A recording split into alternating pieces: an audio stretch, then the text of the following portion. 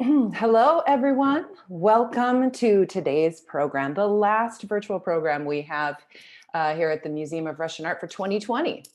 We are approaching the new year. We are approaching 2021, and we thought it would be wonderful to give you another glimpse. We did a virtual tour for the opening of this exhibition, but we'd love to do a little bit of early celebration for the new year by showing you this wonderful holiday exhibition, which was really only on view to the public for a short amount of time. When our galleries do open to the public again, which we don't know when that will be, hopefully soon, we will plan on extending our exhibitions. So hopefully those of you that are local will get an opportunity to come into the gallery and see this beautiful exhibition, in addition to Leaders and the Masses mega paintings from Soviet Ukraine, which is in the main gallery and the mezzanine gallery. And no matter what, we really look forward to seeing you all again. But as I always say, virtual programming does have its advantages, and it's wonderful to be able to reach so many of you from all over the world as we talk about the works in our wonderful museum, the Museum of Russian Art. I should tell you who I am. I'm Michelle Massey. I'm the Director of Public Programs here at the museum, and it's a pleasure to be able to be with you. I want to let you know that as we approach the end of the year, if you choose to keep TMORA in your mind for end of year giving, I will be posting our donation link. We would appreciate any support that you want to give. You've already been very supportive already, but that's part of my job to let you know that as well. We also have a wonderful gift shop that many of you have been to in our museum, but it's also online now. That is located at www.shoptmora.org, and it is a beautiful shop. So feel free to check that out as well. And now it is time for me to introduce you to our wonderful curator who will be leading our tour today. There will be time for questions with our curator. You are welcome to use the chat function, which you'll find if you click on the bottom of your Zoom screen. You'll see the chat function. If you enter a question in there, only Masha and I will be able to see it. So we'd be happy to address those questions the best that we can toward the end of the program. We're set to go an hour and 15 minutes. This program today will be recorded and posted on our website along with the rest of our virtual programs. I'll be posting that link to you as well today so that you can share with family and friends. And now it is my pleasure to introduce you to our chief curator. So born in St. Petersburg, Russia, Masha Zavialova received her doctorate from the University of Minnesota. As TMORA's chief curator and head of exhibitions and collections, she has curated more than 50 exhibitions at the museum. She also works on independent curatorial projects and writes for art catalogs. She is an award-winning translator of African-American women writing into Russian, a co-director of the folk performance group Nitka, and a board member of the American Siberian Educational Foundation. Please welcome our chief curator and head of exhibitions, Dr. Masha Zavialova.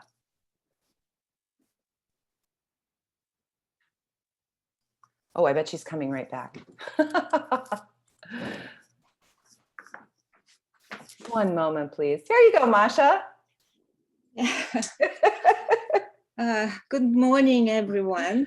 And today we're going to do our last tour this year, but not the last. We hope that we will continue to do these virtual programs that have become quite popular. And actually, this is our mission as a museum in difficult times, to expand our expertise, our outreach, and do these programs that are well received and so appropriate for the contemporary moment. Today, I will talk about our current exhibition that will be extended because unfortunately, the museum was closed, is closed, and will be closed until January 10th, at least. We don't know, but we hope that it will open mid-January. And we will extend the show through January. And today, let me introduce to you our exhibition Masquerade for New Year. And let me start sharing my screen because I would like you to see this exhibition and some more, not just what we have. Let me now go full screen. And here we are. We are in our lower gallery. The exhibition is Masquerade for New Year. And actually it's, it was supposed to close on January 10th, but we are just going to reopen around that time. And let me quickly walk with you through this exhibition. I would like, first of all, to thank our donor, Kim Balashek, who donated her wonderful collection. I'm sure it's the best in this country, one of the best in the world of Soviet era ornaments and related materials. Kim Balashek lived in Russia in the early 2000s. And she never intended to be a collector, but she began to collect because, first of all, she wanted some ornaments, some new ornaments in Russia on a Christmas that they had to spend in Moscow. So he went out shopping into the Izmailova open market and discovered a whole world, a lost world of Soviet New Year. And she decided to preserve it for us and for future generations. And then she shared it with the museum. It was not just for herself. She wanted to share this wealth of materials she collected, not just ornaments. First, these were just New Year ornaments, but then she expanded into New Year, Grandfather Frost figurines, Snow Maiden figurines, photographs, greeting cards, journals, magazines, costumes, porcelain, masks, whatnot, garlands. It's a collection that has a depth, and quite often when I explain, because we often work with private collections here and our donations come from private donors, I always try to explain the nature of collecting and what a collection is. So collection has several parameters, several different aspects, a scope, which is the width, the chronology, the focus, the perspective, the agenda behind it, but it also has depth. And depth of collections vary, and Kim Balashek's is indeed very deep. No matter what material I need, I know I will find it in this collection.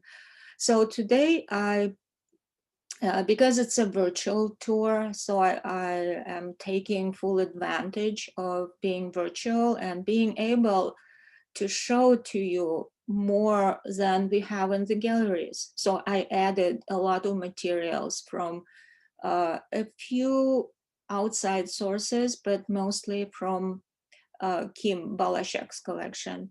And I'm also very grateful to Blaine Bolden, who was in Moscow. He worked for the American US Embassy in Moscow at about the same time as Kim.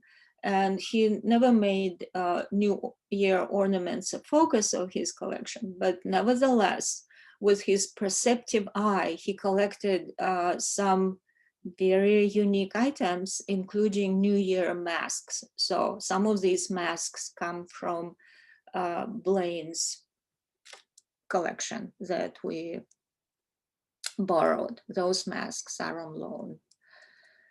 So this is how our exhibition looks. And you can see that this year we decided to deviate from usual museum practices, which warrant us to display everything in a very safe and protected manner in vitrines under glass, well guarded by the transparent walls and lids. But this year we decided to expose these masks and put them on mannequins. The mannequins come from Susan Johnson, another collector that contributed wonderful exhibitions to this museum. And these mannequins were used recently for the exhibition of Ukrainian costumes that if you were here at the museum at that time for this show, you would remember it. It was remarkable and quite unique also in the depth of the collection. Yeah, so this year we decided just to put these very rare and fragile masks. Most of them, well, probably all of them are made from papier-mâché on these mannequins, probably because, you know, it's a year that's very slow as far as us going places. People stopped going places, and so we don't have a lot of people in the museum. So it's quite safe to display these masks here. And I would like to thank our installation team that contributed a lot of their talents to the show. Ginny Tyson, Michael Waltz, Evan Besselman. Thank you guys. Without you, this show would not have been possible. Winter. And look at this beautiful painting. It is called Winter by Alexei Savrasov. Russian winter was always a cause for celebration. How else would you survive that long winter without going out there and having fun and meeting people and eating all kinds of food and enjoying the beauty of winter? I come from St. Petersburg, and I used to not to like winters. As a teenager, as a young female, I didn't like it. Probably it was because I didn't have appropriate clothing, I believe now. But now I love winter so much. Its beauty, its crispness, the white snow, the possibilities that winter gives to us to do winter sports and just experience a different kind of feel when you go outside. And Russian winters are snowy, quite cold. Russia is a northern country. Even the south of Russia is like the north of the United States. And it is quite beautiful. We don't have this painting in our collection, but I would like just you to look at how Soviet artists and Russian artists, Alexei Savrasov was a Russian artist. This painting is from 1891. How they explored winter in their art. So Christmas. Let's now talk about winter holidays and of course Christmas. Russia began to celebrate Christmas as we know it, with the Christmas tree and gift giving and decorated tree and the premises quite late. Before that, Christmas was a religious holiday, and it was widely celebrated, but in a different way from how we know it. Christmas was brought to Russia by a Romanov princess, who was a Romanov bride, I would say, who was a German princess, as many Romanov brides were German in the 19th century. So early 19th century, the wife of Grand Duke Nicholas Pavlovich, who would become Nicholas I, celebrated Christmas in the Kremlin Palace, in the Grand Kremlin Palace in Moscow. And this is probably the first Christmas tree as we know from the historical records. The Romanovs did not live in the Kremlin Palace. They lived in the Winter Palace. And look at this room. This is the rotunda of the Winter Palace. And based on some memoirs that I came across, the trees, the Christmas trees for the Romanov children and their friends and their guests were installed in this very room, the rotunda in the Winter Palace. And this is how, it's in a different room, but that's how, according to some stories of friends or close friends of the Romanov children, that's how that room and the Christmas rooms in the Winter Palace looked. So at that time, each child had an individual tree put on a table with some gifts around the base of the tree. So it was slightly different from what we know about Christmas now. So the trees were not shared. Each child had an individual tree. So the rotunda room looked like a forest of Christmas trees. And for Russia, it was spruce or fir. And Christmas gifts were based on the age of the children. And now we are moving from the early 19th century to the early 20th century. This is the Alexander Palace, the place where Nicholas and Alexandra, the last imperial couple, lived. Alexandra was a German princess, so for her it was also beautiful childhood memories, and she never missed celebrating Christmas with beautifully decorated Christmas trees and gifts and all kinds of things, building a snow hill. So here you can see Nicholas II and his family, children, building a snow hill not far from the Alexander Palace that we see in the background. So again, Alexander Palace, the four Romanov Tsarevna princesses under the tree. But Russian Christmas, the way we know it now, spread into the country top down. So by the time of the revolution of 1917, probably not every peasant household celebrated Christmas. And here you can see a magazine from 1914. You can see the date. And this magazine comes from the Kim Balashev collection. You can see traditional peasant izba, peasant log house. And that's how Christmas was celebrated. So you see the date is December 15, 1914. It's end of the year,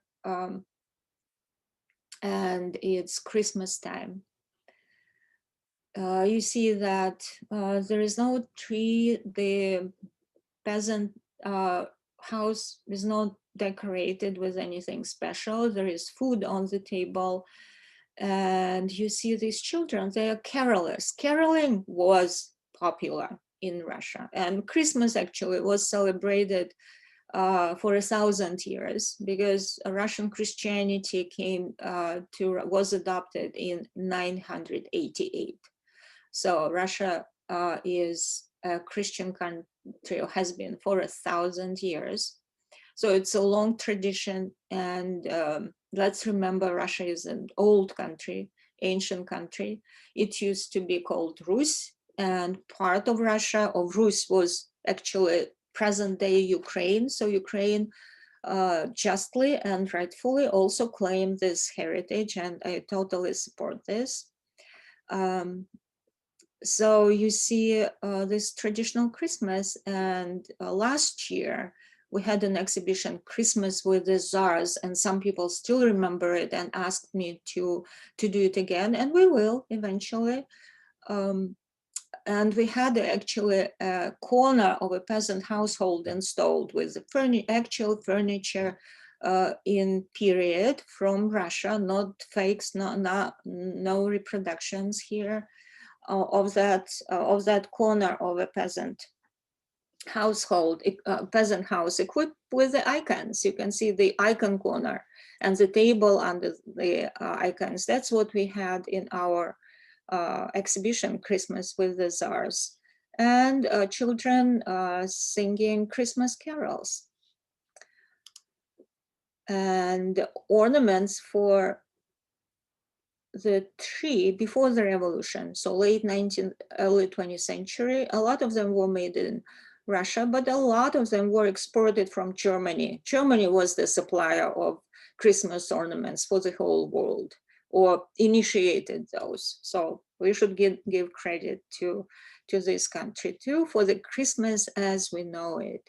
And these ornaments were beautifully made. Look at these ornaments, a boat and a chimney sweep. They're made of paper, you know, they are so fragile and they're so beautifully made.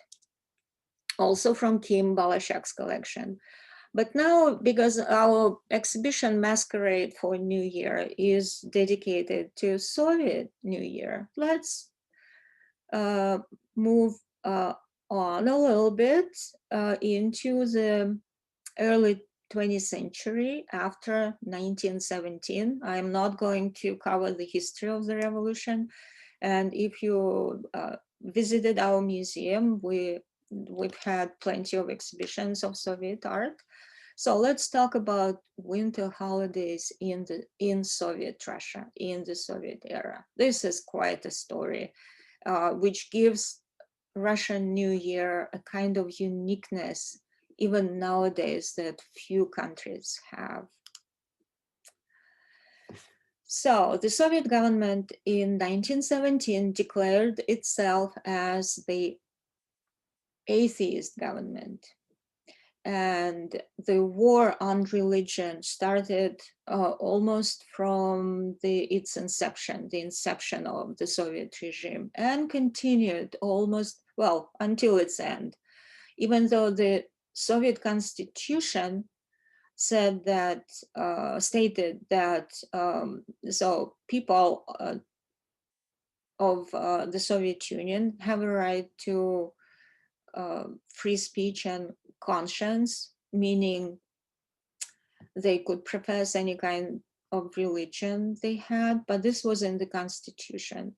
The bylaws or the bylaws of the Communist Party stated, and the Communist Party was the one leading, well, you could not call it leading because it was the only party there was, the ruling party.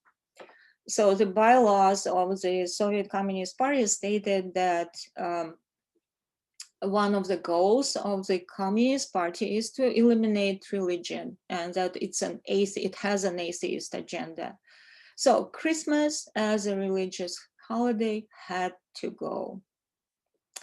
And the Soviet government tried to approach it from several different angles, because after all, before 1917, literally on the eve, a couple days before the revolution happened, Russia was, or the Russian-speaking population was predominantly Russian Orthodox, millions of the Russian Orthodox people.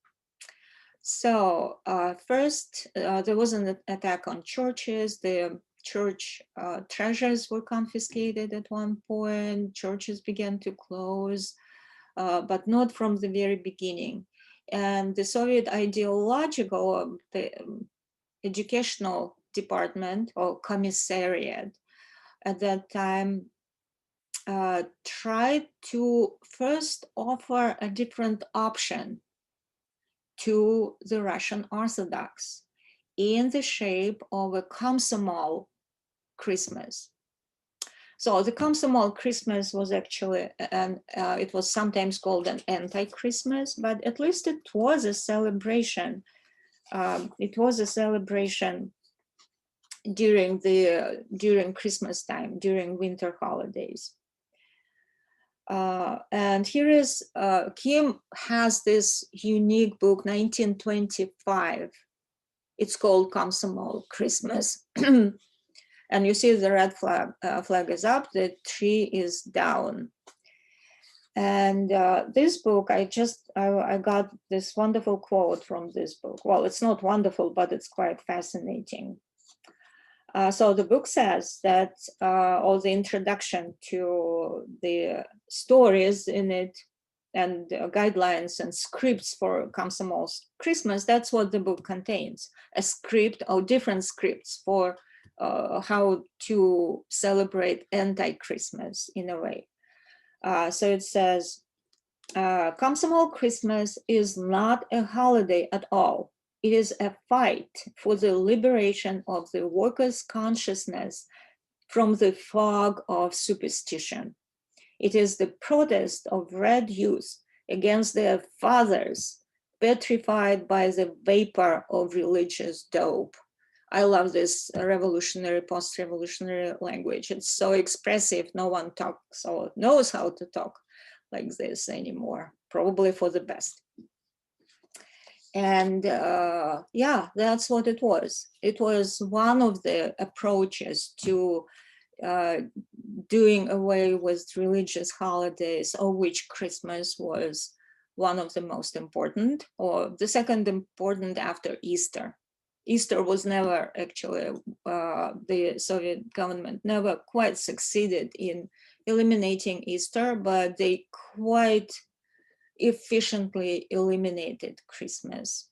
So one of the things was to introduce this different option for people to celebrate anti-Christmas. It did not quite actually work.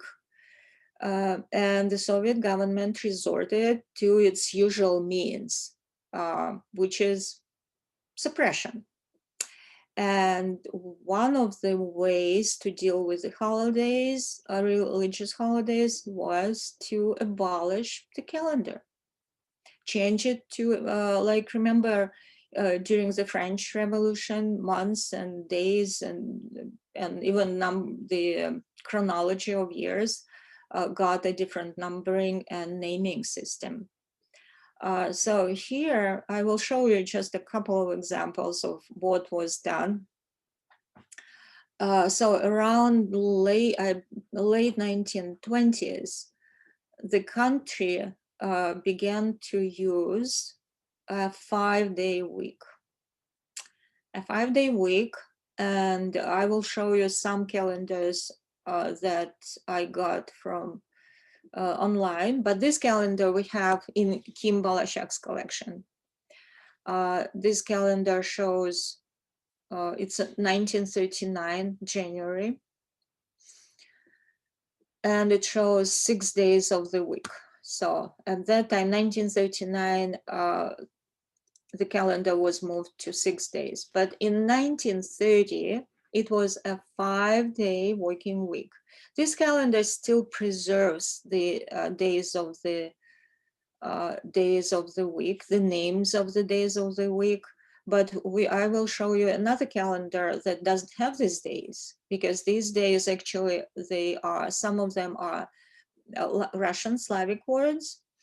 Well, most of them, and some of them just name days, like понедельник, вторник, среда means the day after Sunday, вторник, second day, среда, midweek day, четверг is the 4th day, and пятница is the 5th day. But Sunday in Russian is resurrection. So that was one of the reasons why this calendar had to be eliminated. Of course, it's the reference to the resurrection of Christ.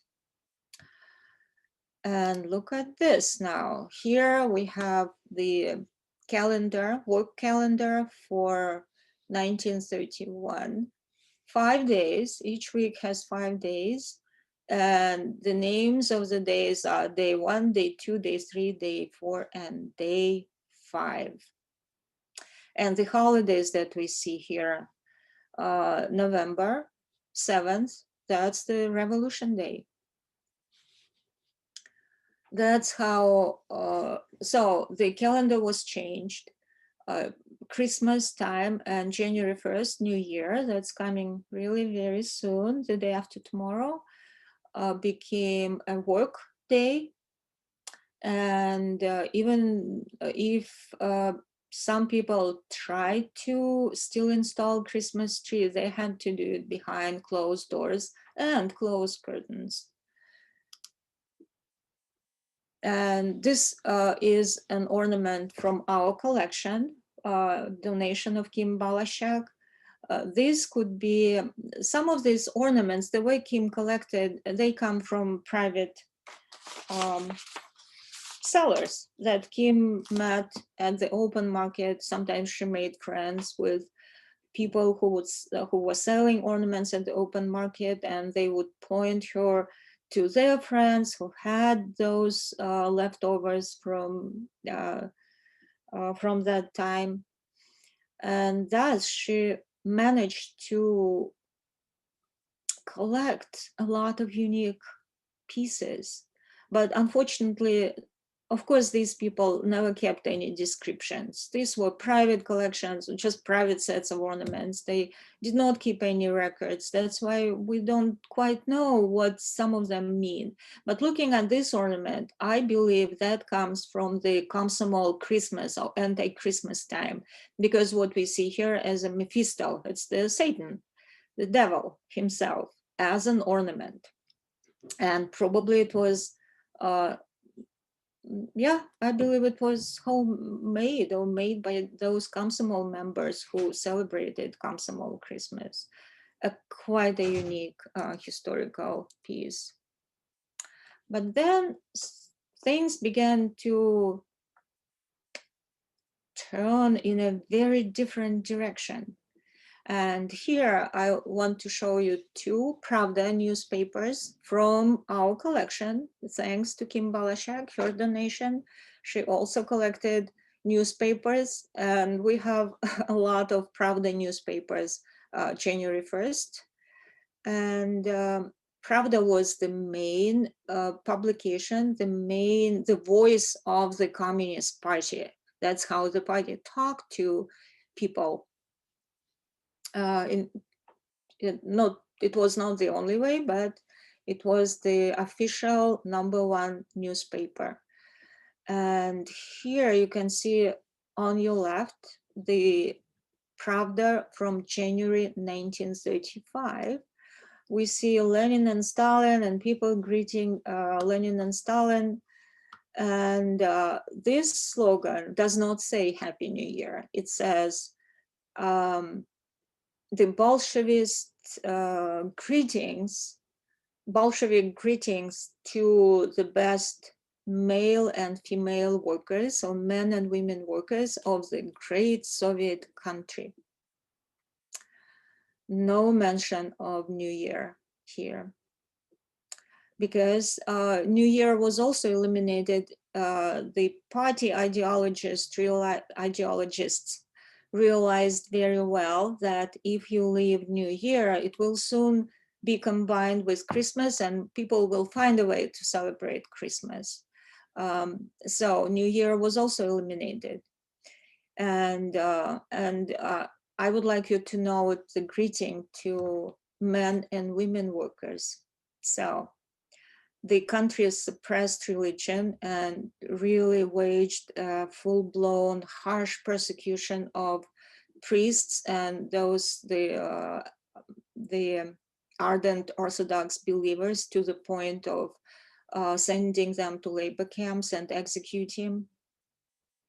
But at the same time, it was quite a feminist country. In its own way, in its official, there was a sort of official feminism. That's why this new newspaper greets male and men and women workers, who women were a very important part of the Soviet workforce in the early 1940s, 30s, like 1930, 31, 32, 34, 100% of new workforce were women, actually. That's how actively women were drawn into Soviet economy. But now let's look at this newspaper on your right, 1936, January 1st. Exactly a year from the newspaper on your it's on the left of my screen. I hope that it's all, but you will see 1935, this one is 1936. And this says, Happy New Year, dear comrades.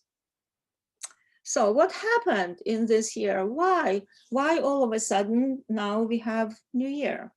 So let's talk about this a little bit. So very late 1935, there was an article published in Pravda, in the Pravda newspaper, and it said, December 1935. It was a small article by a prominent party official, Pavel Postashev. And it was truly sensational. It was because it was the Pravda newspaper. It had to be approved by Stalin, or after a conversation with Stalin. The newspaper said, "It is time to put an end to this wrongful condemnation of the tree. Children's New Year trees should be everywhere, in schools, orphanages, young pioneer clubs, cinemas, and theaters." And the Pravda of January 1st, 1936, wished Soviet citizens a happy new year.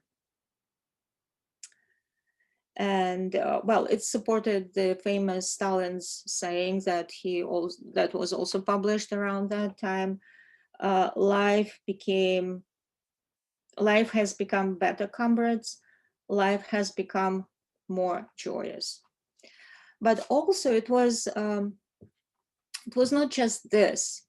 It was a very abrupt turn in Stalin's policy, domestic policies.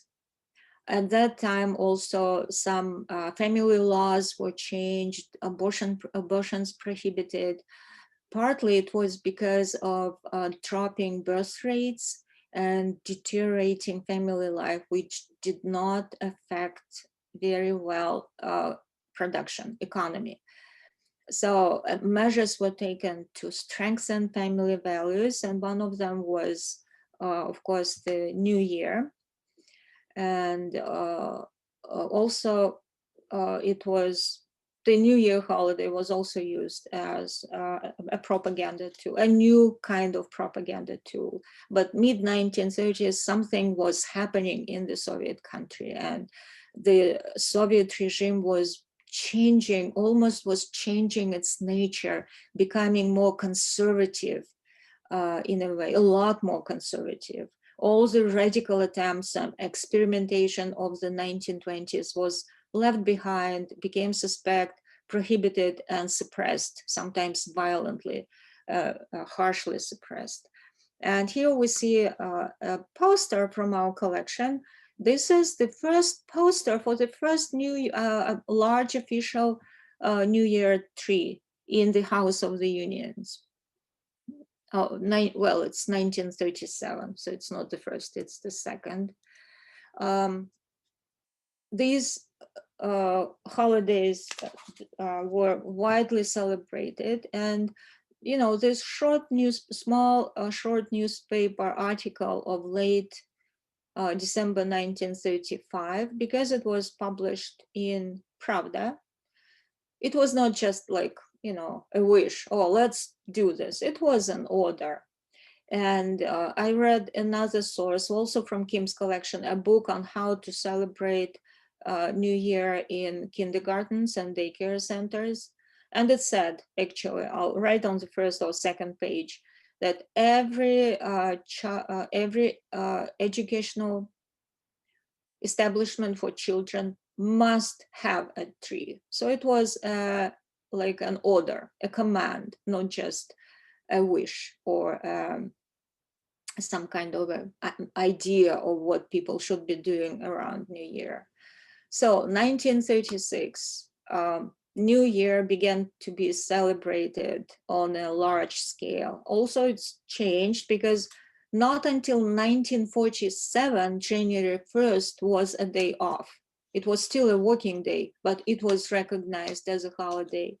And here you can see some invitations also from our collection. What I showed to you now, which is so great for a museum curator to do, is to share our own collections. I'm not just, you know, pulling these things out of internet and not knowing where they come. I know where they come from. They are from, most of them are from Kim Balashak's collection for New Year, all of them. And we have them and we love to share them with you. So these very unique invitations, you know, I still remember these little invitation cards for New Year performances, which every Soviet child would go to.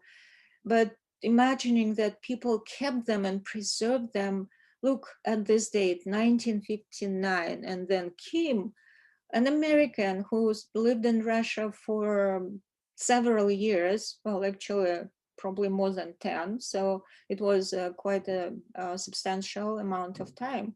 But still, she found them and she acquired them and put them to great use in her collection.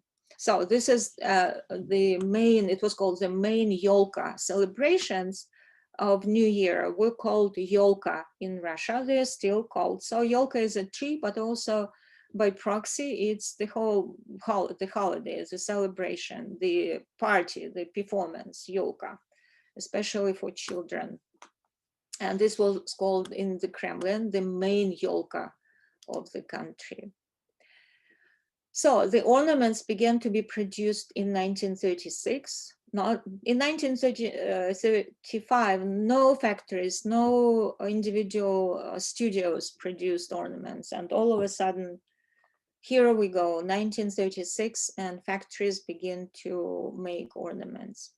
Early Soviet ornaments were more ideological than late Soviet ornaments, and you would be surprised how militarized the New Year trees were. You would see an armored car. This is from our collection. You would see a lot of blimps. It was Stalin's pet project for a while. You see this charming Red Army soldier, another blimp, says USSR. This is a very rare, it's actually a homemade. You see how roughly it's cut? It's a homemade ornament. It's double-sided with Lenin and Stalin. Someone just cut this out of a poster or a postcard or a magazine and glued it together and put this string in. And here we go. It's an ornament of Lenin and Stalin. Stalin did not, we don't know any ornaments from the Stalin period that have Stalin. This is a homemade. There is one more, but, and we have it in our collection, but we don't quite know what year and what period it comes from. Also, you see a lot of soldiers, a Red Army soldier, a border guard, and of course, a young pioneer. And a little gun, quite common. I remember those. Skydivers were quite popular, and another border guard. These are from the 1930s with all the craze about the enemies of the country and the enemies of the people. So you see these images quite often. A person with a gun and a dog guarding the borders of the country. A lot of hammers and sickles, but also on the tree, the Soviet New Year tree was a magical space where you could find blimps and guns and armored cars and hammers and sickles in large quantities, hanging next to characters from fairy tales. Look at this Baba Yaga. It's a very rare ornament from Kim's collection. She is one of the few people in the whole world, well, I mean, Russia mostly, because Russians now avidly collect Soviet era ornaments. There are very few left around. They're mostly in collections, though of course private people still have them. And it's a very rare Baba Yaga, the witch of the Russian forest. And then the Konек Gorbunak fairy tale here. But then in the 1960s, of course, that's the space age, and Soviet toy factories began to produce a lot of very cute space ornaments, and we have a nice collection of them, a lot of astronauts.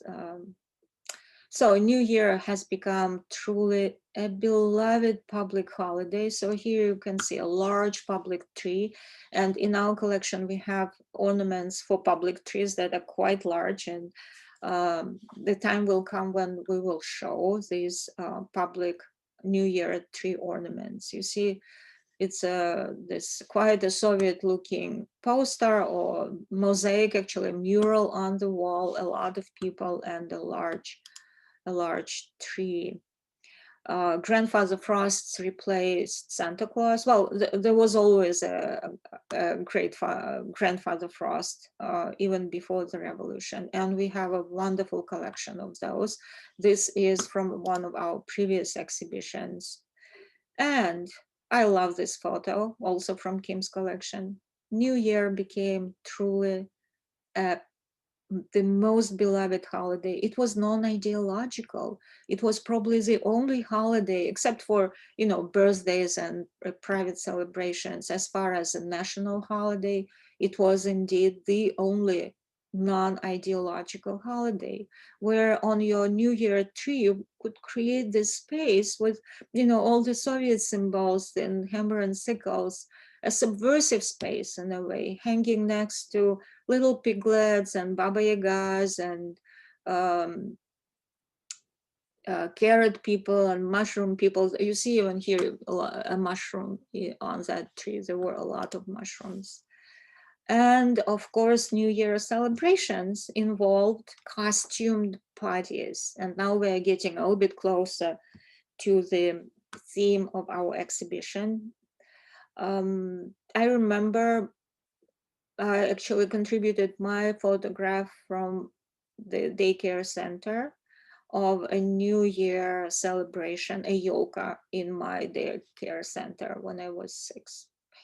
Hated Soviet daycare centers, but a lot of people loved them because, you know, Soviet daycare did a lot of educational activities for children. So here you can see little kids dressed as bunnies, and these were because they were probably so easy to make, and you know, the materials for costumes were not readily available, all kinds of, but there was plenty of cotton from Central Asia, and yeah, people used, mothers used old white bed sheets to create these costumes for our little bunnies. So that was easy.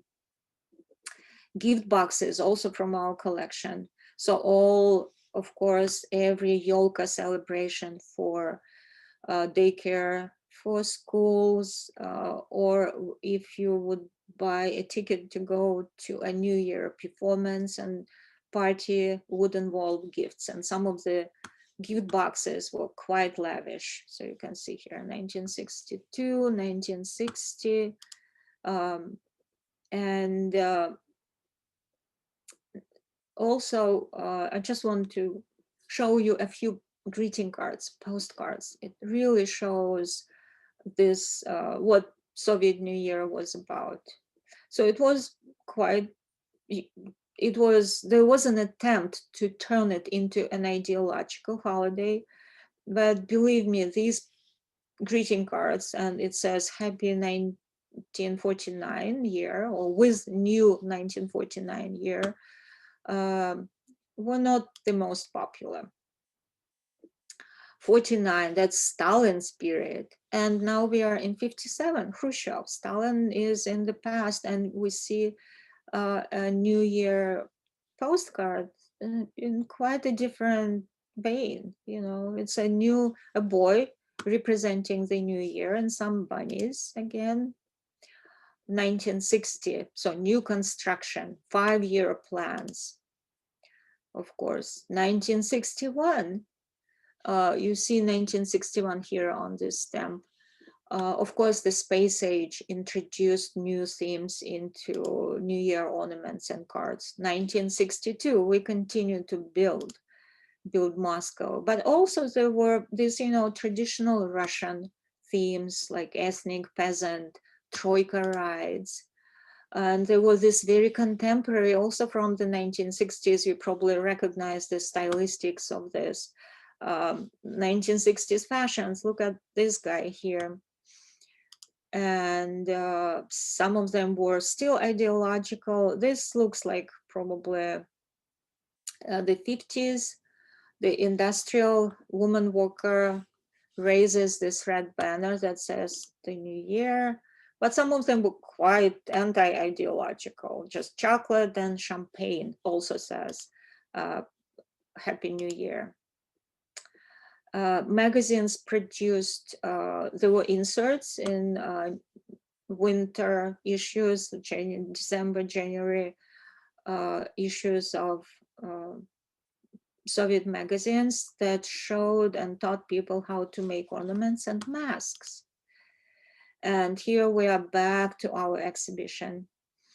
We see here the mask of Puss in Boots and Baba Yaga. So what were Soviet Yolka celebrations and those masquerades about? Attendants dressed as characters of fairy tales, forest animals, and sometimes literary characters from the Soviet literature.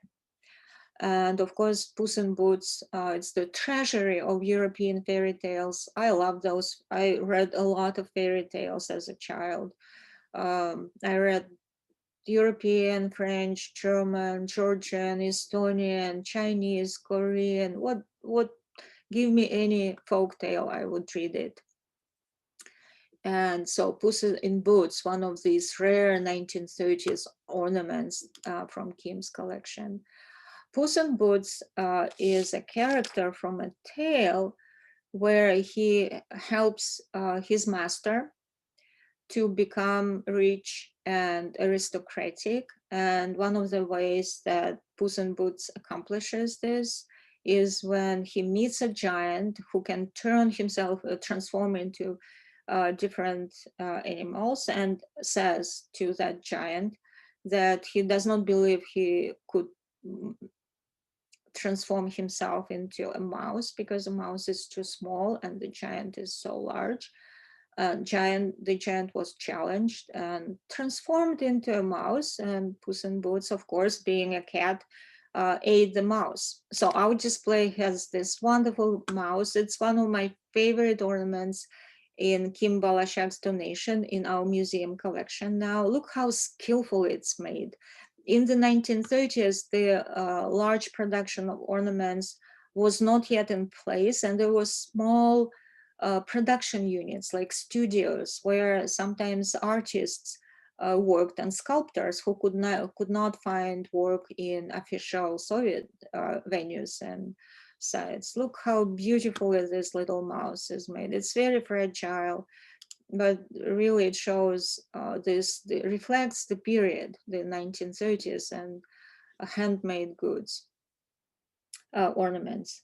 So here we have masks of Old Man Khattabich, and we have this story. We are going to keep that exhibition open. I hope you will come to the museum and you will read the story of Old Man Khattabich. It's a pretty Soviet, a very Soviet children's book, which was made into a film and was quite popular. So there was something in it because, the jinn, the magician that enters the life of a Soviet young pioneer.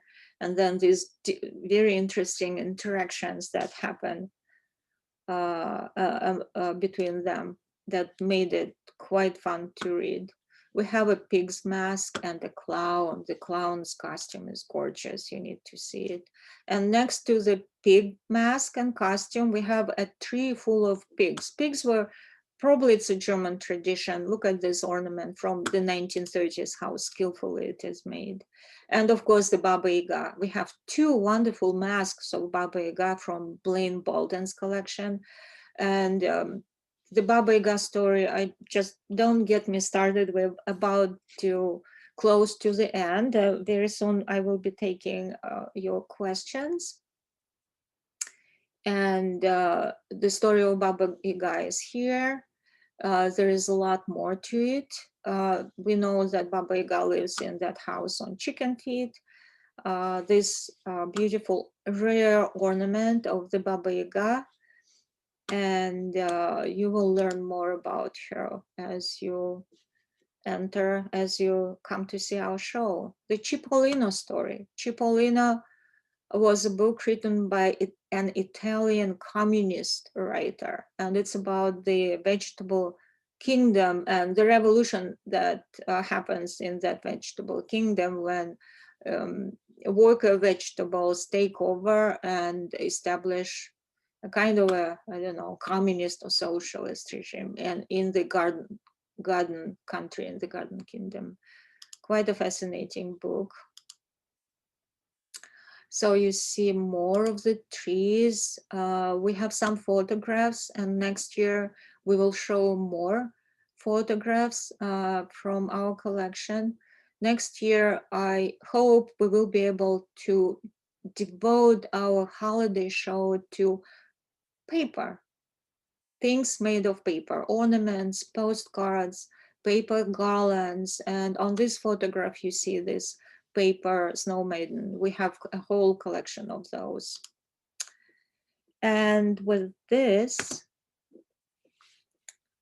let me stop sharing my screen.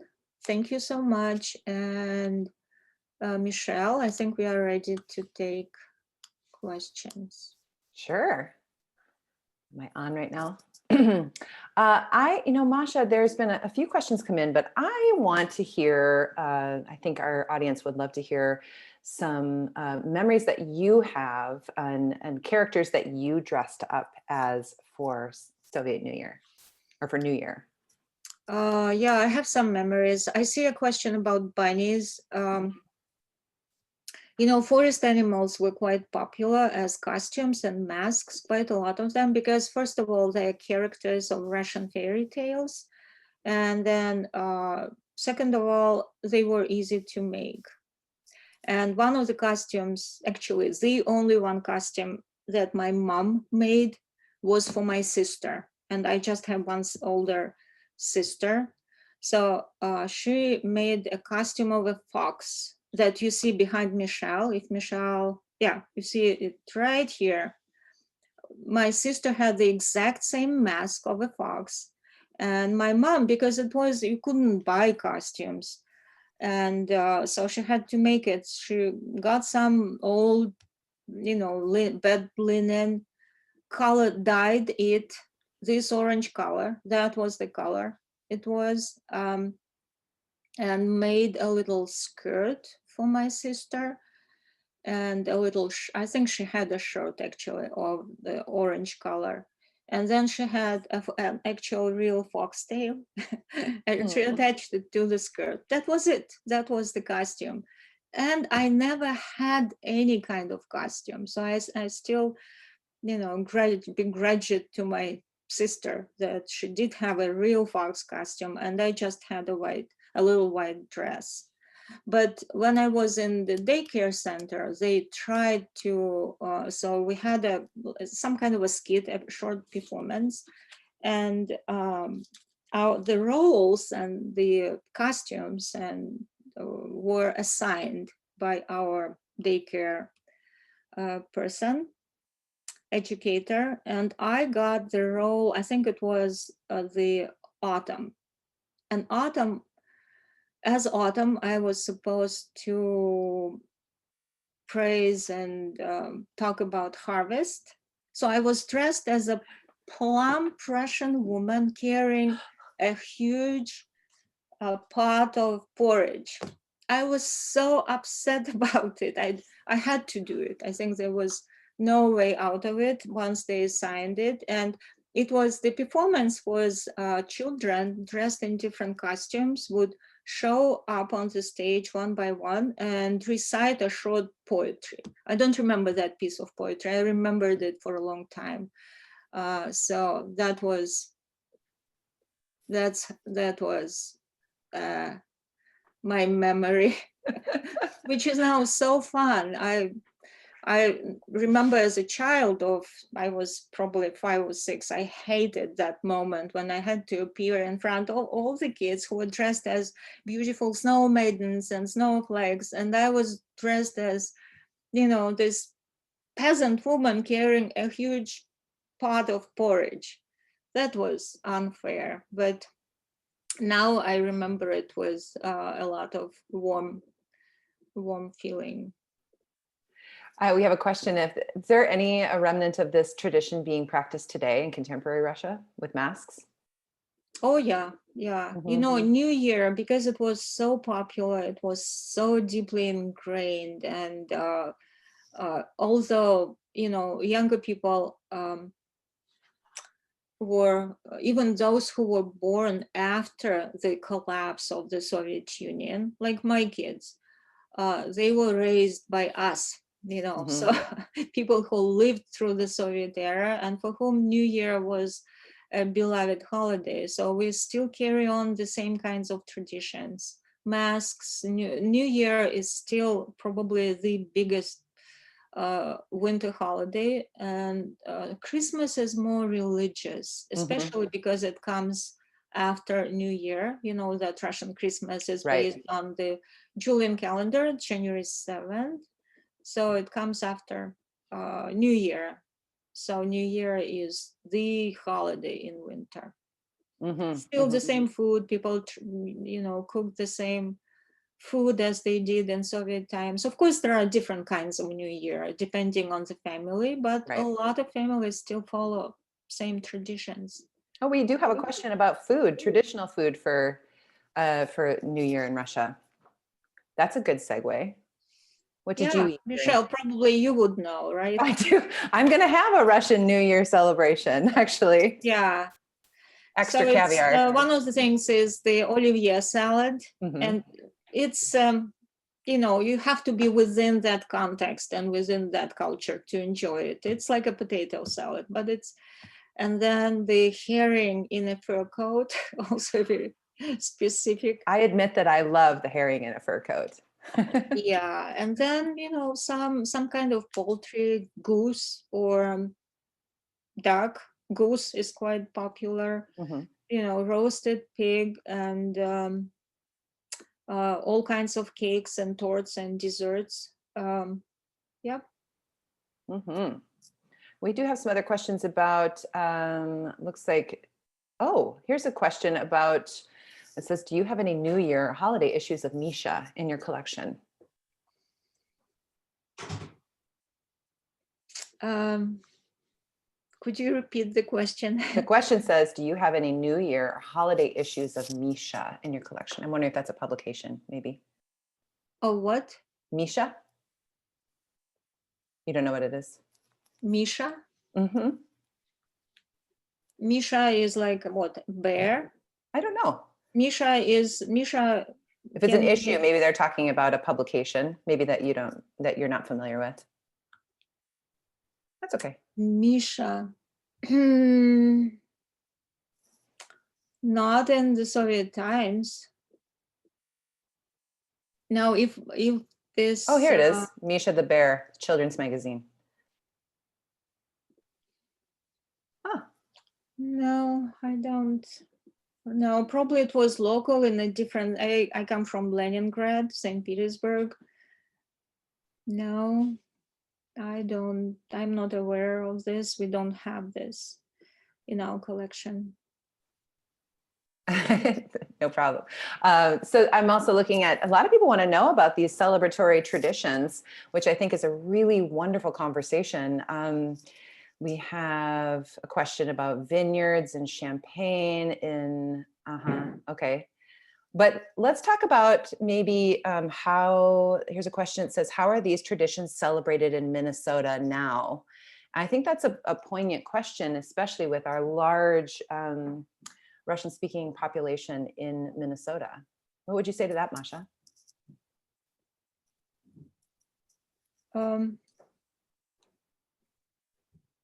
The tradition. I was just traditions like some of, I know. I've been reading too.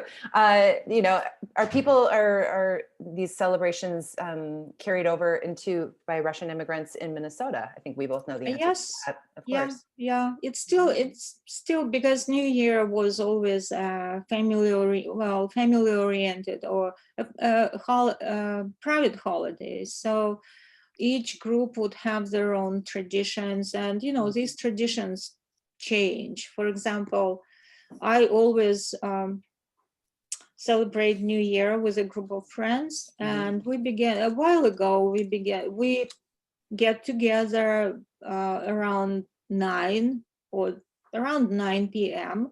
and then we see off the old year, and we drink and we eat, and then at midnight we raise our champagne, and sometimes we listen to the Kremlin chimes, but we don't have to because it's on TV or on computer, and you know, because of the time difference, it's just actually we could listen to Kremlin chimes anytime, but we would have to turn it on at midnight. And yeah, but a few years ago, we began to talk, each taking turn talking about this past year and what it was remarkable for, or what we are thankful for to that old year. So a kind of a Thanksgiving tradition, but because Thanksgiving is purely American, we don't have it in Russia. So it's sort of a cross-pollination happening here. And it's really interesting to listen, you know, to see what your friends, how they can condense 1 year into one little story, what it is that is important for them. So it's a kind of a new tradition together with this old traditions. Well, and I think we both know, you know, as many traditions as there are for you and your friends and how you grew up, that they differ.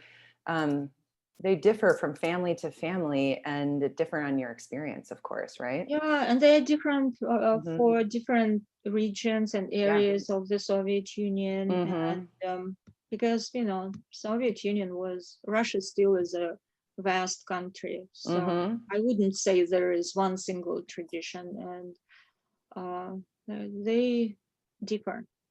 And we're, as you mentioned briefly, we're in a very interesting time period of parents and grandparents having grown up in Soviet Russia and raising children who did not, maybe spent part of their years growing up during that time, or didn't, you know, were born after the fall of the Soviet Union. So there's this like 1 foot in, 1 foot out experience of tradition and what contemporary, you know, Russian life means. I mean, it's. Yeah, and it's a lot for younger people who were born after the Soviet collapse. There is a lot of nostalgia. It's not even nostalgia for these people because they never lived in the Soviet Union. It's more like mythologization, creating a myth of what the Soviet Union was about, and interpreting and reinterpreting those traditions. So I would probably not even recognize this kind of a celebration if I was in Russia and went to a New Year party of, like, you know, the people who live there. I think, well, we have one more question. Well, we have quite a few questions coming in. I think we could spend an entire hour talking about traditions, don't you? There is a question here about what the atmosphere is of New Year's in Russia. And I would assume that part of that depends on where you are. I mean, I always watch and tune into live celebrations in St. Petersburg around New Year's, because I find that I would love to be there for New Year's someday. Yeah. Does it feel, this one is asking, I'm sure you can see the question too, does it feel like a government holiday or a tradition that predates the revolution, family celebration, or all three? It feels like definitely not a government holiday. Yeah. Definitely not something from the past.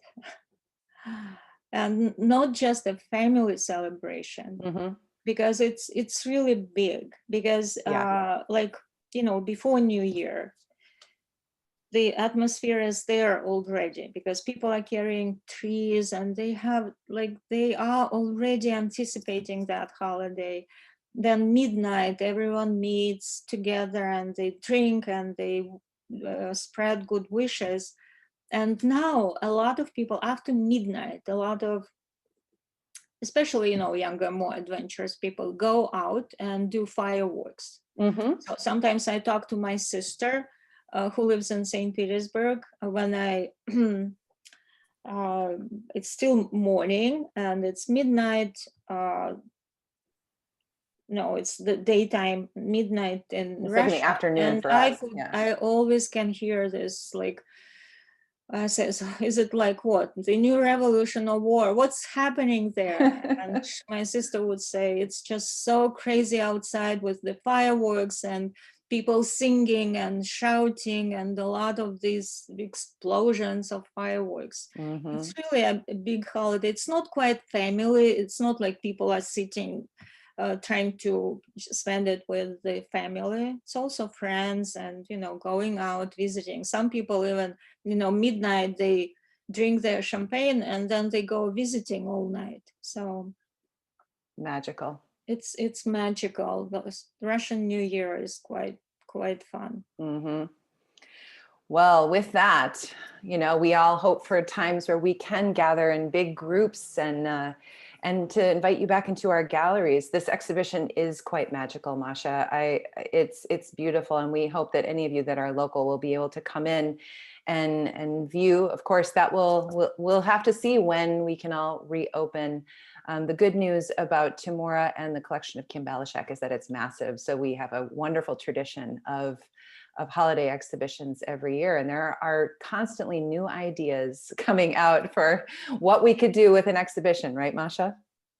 Yeah. Because every year I work with Kim Balashek's collection, which is her donation, our museum collection now. Thank you, Kim. It's not yours anymore, ours, but Kim is actually very happy about this. She likes what we do with her collection. And her collection inspires me every year to, do something else next year. So next year we'll do paper, and then probably public holidays, they're showing those massive ornaments and some other things. Yeah, it's wonderful. I see one question here about when did Soviet Russia return to the conventional 7-day week? Well, very soon, actually. It was never like a federal law that made the country go back to the 7-day week. They just stopped printing those calendars. It just did not work. Again, it was an experiment, and mid-1930s when Stalin created this very conservative turn back to family values.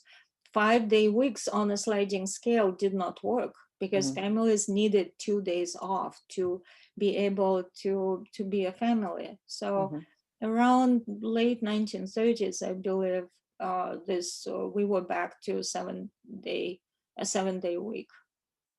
Thank you for answering that, Masha.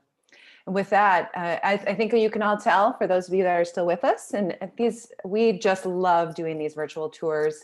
They're very inspiring, and even in the midst of a time where we have to offer virtual programming, it's really been a wonderful exploration and discovery to be able to reach all of you like this.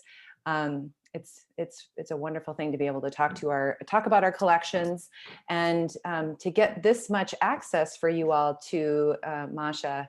I think you can probably see why she's so fun to work with. She's a very inspired, talented, and intelligent and artistic person. So thank you very much, Masha. We're going to be posting this video when it's done onto our virtual event archive. We've got a lot of wonderful programs there.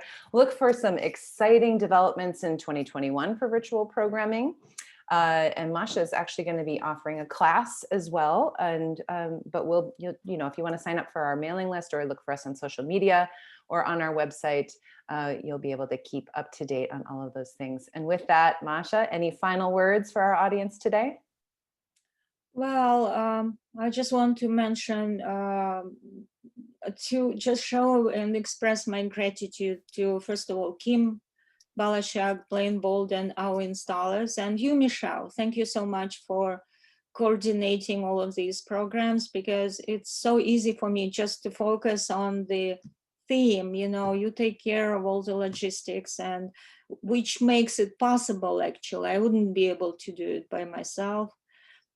So thank you so much. And our vibrant program of virtual offerings, vibrant for our small museum. We are just the people you see are the people that are in it. And I want to thank you, Mark Meister, who is so supportive, and Michelle and I both appreciate our new director very much. So we are a great team. I hope that we will reopen. Please do come to our museum. It's quite incredible. It really is. I hope that this gives you an insight, if you haven't been here, on how inspired and wonderful and how much we love our museum, and we hope you do too. And with that, Happy New Year, everyone. Here's my cup. It's a little early. This is only coffee, but Happy New Year, everyone. Enjoy your celebrations. Be safe, and we'll see you again very soon. Take care.